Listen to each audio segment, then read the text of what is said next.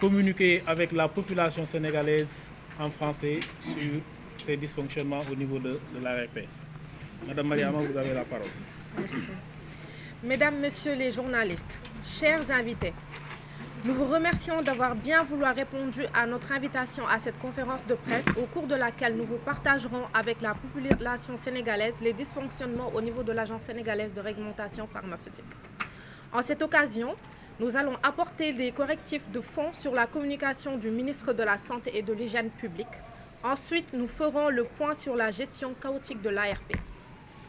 Concernant l'affaire Softcare, Monsieur le ministre de la Santé et de l'Hygiène publique a tenu une conférence de presse le jeudi 5 mars 2026 pour partager le rapport de la commission ad hoc qu'il avait mis en place à cet effet. Nous avons suivi cette conférence de presse sur l'affaire Softcare. Malheureusement, le discours du ministre n'a pas éclairé les Sénégalais sur cette histoire. Et les questions qu'on se pose, le ministre de la Santé et de l'Hygiène publique serait-il converti en un agent commercial de Softcare ou n'est-il pas actionnaire dans cette entreprise? Pour rappel, cette intervention était attendue au début janvier 2026 pour éclairer les Sénégalais sur ce grave problème de santé publique. Nous vous rappelons que les inspecteurs de l'ARP ont pris les mesures conservatoires pour protéger les populations et pour obliger l'usine à se conformer sur la base des résultats d'inspection. Le comité ad hoc ayant conduit les travaux est essentiellement composé de membres du ministère et personne d'entre eux n'est compétent pour élucider cette problématique. Contrairement à l'affirmation du ministre, nous confirmons sans ambiguïté la présence de matières premières périmées dans l'enceinte de production de couches et serviettes hygiéniques en compagnie des gendarmes. Néanmoins, il a choisi d'être l'avocat de Softcare et désavouer publiquement des agents assermentés. Les seuls aptes à faire une inspection est reconnus au niveau régional et international comme des experts en réglementation pharmaceutique, GBT du niveau de maturité 3 OMS. L'inspection est factuelle. Les inspecteurs sont objectifs et impartiaux dans leur rapport. Ce sont ces mêmes inspecteurs que le ministre déjuge à la face du monde qui inspectent tout le circuit du médicament dans le pays et à l'étranger. Fabrication, grossiste, sites d'essais cliniques, centres de santé, postes de santé, hôpitaux, cliniques, trafic illicite, etc. pour garantir la santé des populations.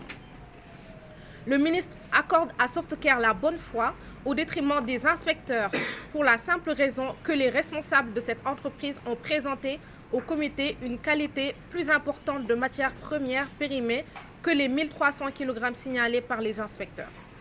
La déclaration de ces derniers fait foi jusqu'à inspection en faux par le juge, conformément à l'article 124 de la loi précédemment citée, qui stipule que les inspecteurs prêtent serment devant le tribunal de grande instance hors classe de Dakar. Le raisonnement du ministre pose sérieusement problème. Les bonnes pratiques de fabrication de la zone UEMOA, imposables à Softcare, interdisent formellement la détention de matières premières ou de produits finis périmés dans la zone de production. Par ailleurs, l'article 225 de la loi 2023-06 du 13 juin 2023 relatif aux médicaments, aux autres produits de santé et à la pharmacie stipule que quiconque détient des produits médicaux non homologués, substances actives, excipients, éléments matériaux et accessoires sans autorisation ou volés ou périmés, détournés est puni d'un emprisonnement de 3 à 5 ans et d'une amende de 500 000 à 10 millions de francs CFA ou d'une de ces deux peines seulement. Softcare détenait bel et bien la quantité de 1300 kg de matières premières périmées au moment de l'inspection.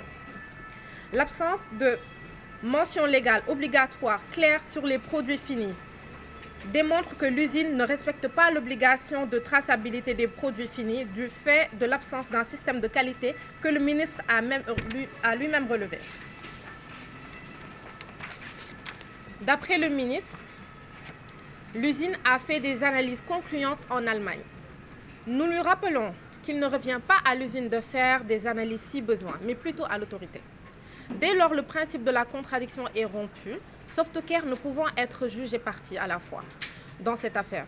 Par ailleurs, scientifiquement, Il est aberrant de demander une analyse au laboratoire car ce n'est pas le produit fini qui est incriminé dans cette affaire, mais plutôt la matière première ayant permis à sa fabrication. Les propos du ministre remettent en cause le fondement juridique de l'inspection faite par l'ARP. Le décret 2023-24-21 fixant les conditions de création, d'exploitation et de fonctionnement des établissements pharmaceutiques en son article 3 stipule que l'établissement pharmaceutique industriel ou de production est un établissement disposant d'un site de fabrication et effectuant les opérations de fabrication, d'exportation et de vente en gros des médicaments et autres produits de santé.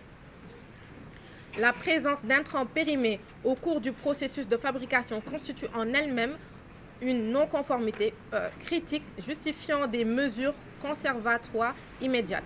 Et indépendamment de la démonstration d'un dommage avéré, au regard de ce qui précède la décision de retrait et de suspension de la commercialisation des produits Softcare repose sur les bases légales et réglementaires claires, pleinement conformes aux missions assignées à l'ARP.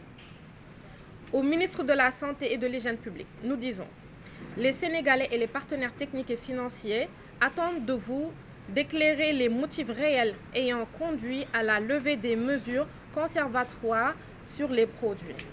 En effet, aucun rapport d'inspection attestant d'une résolution des manquements n'a été transmis, conformément au communiqué de l'équipe des inspecteurs.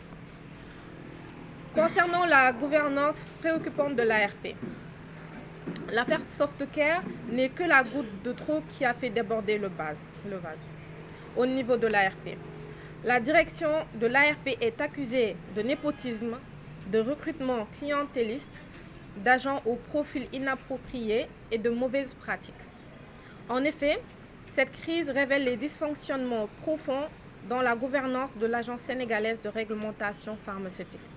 Ces dérives fragilisent l'institution, démobilisent les agents compétents et compromettent la mission essentielle de la protection de la santé publique.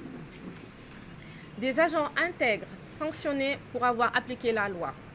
Plusieurs décisions administratives récentes témoignent d'un climat de gestion marqué par des sanctions injustifiées à l'encontre des agents dont le seul fort a été de faire respecter la réglementation pharmaceutique. Ainsi, un chef de service a été muté pour avoir refusé de signer un acte contraire à la réglementation. Son poste a été confié à un profil inexpérimenté, choisi non pas pour ses compétences techniques, mais pour la proximité avec la direction générale.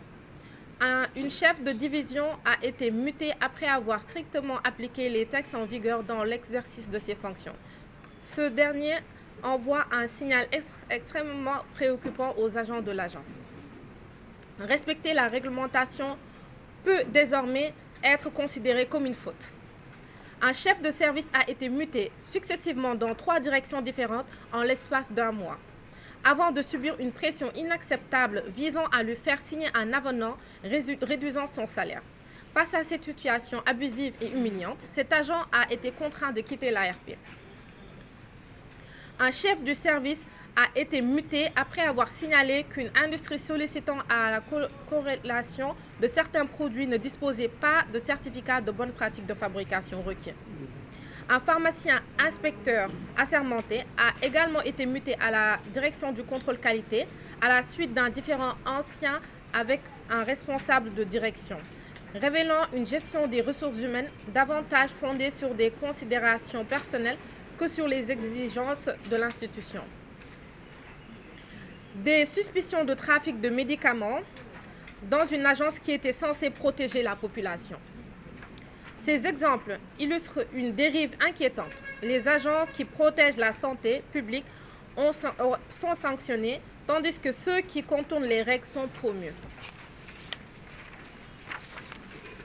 Des recrutements massifs ont été opérés sans transparence, conduisant à l'intégration de profils souvent inadaptés aux exigences techniques de la régulation pharmaceutique. Dans le même temps, les cadres expérimentés sont marginalisés ou écartés. Plusieurs postes stratégiques sont aujourd'hui occupés par des personnes dont la principale qualification semble être leur proximité familiale, personnelle ou politique avec certains responsables de l'agence ou de ministère. Un réseau d'anciens collaborateurs et de relations personnelles s'est progressivement constitué autour des centres de décision, transformant l'institution en un espace de loyauté personnelle, plutôt qu'un organisme technique fondé sur la compétence et l'expertise. Plus grave encore, une personne qui serait précédemment impliquée dans une affaire de détournement de deniers publics occupe aujourd'hui les fonctions de conseiller technique du directeur général, ce qui soulève de sérieuses interrogations sur les critères de nomination au sein de l'ARP. Cette gestion clanique et opaque affaiblit la crédibilité technique de l'ARP, démotive les agents compétents et compromet gravement la mission de régulation pharmaceutique. Des pratiques administratives qui fragilisent la sécurité sanitaire. Certaines décisions organisationnelles récentes posent également de sérieux problèmes de gouvernance et d'indépendance du contrôle réglementaire. Par exemple, le service de surveillance du marché, qui relevait historiquement de la direction de l'inspection, de la surveillance du marché et des vigilances, a été transféré à la direction de l'homologation et de la sérialisation. Or, cette même direction est chargée de délivrer les autorisations de mise sur le marché.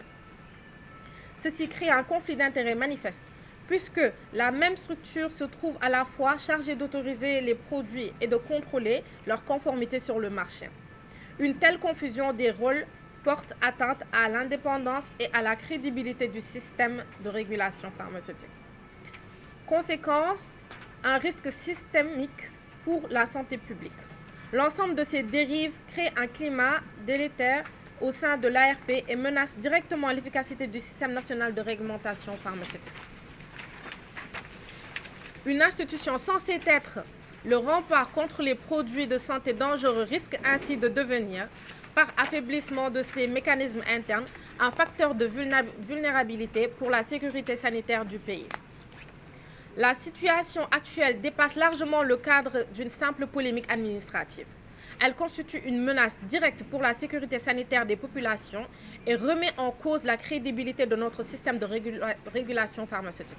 C'est pourquoi nous demandons la mise en place d'une commission d'enquête indépendante impliquant l'OFNAC et l'Inspection générale de l'État. Un audit complet des procédures d'homologation, d'inspection et de délivrance des certificats au sein de l'ARP. La publication transparente et détaillée des saisies réellement effectuées dans la lutte contre les médicaments illicites. Le droit des Sénégalais à des produits de santé sûrs, efficaces et de qualité n'est pas négociable. Il est impératif que toute la lumière soit faite avant qu'un véritable drame sanitaire ne survienne. Face à cette situation, nous vous annonçons la perspective de lutte commune pour le retour de l'orthodoxie à l'ARP par une première et imminente grève commune régionale de Dakar, puis secondairement nationale. Mesdames, Messieurs les journalistes, nous vous remercions de votre écoute attentive et restons à votre disposition pour les éléments de clarification. Seule la lutte libère. Vive la santé des populations, vive le SAMES, vive le SUTSAS. C'est qu'il y a trois problèmes fondamentaux au niveau de l'ARP. C'est d'abord la question du management même de l'ARP, parce que la bataille a commencé à ce niveau-là, et c'est cela qui nous a valu cette jonction des luttes ARP-SUTSAS.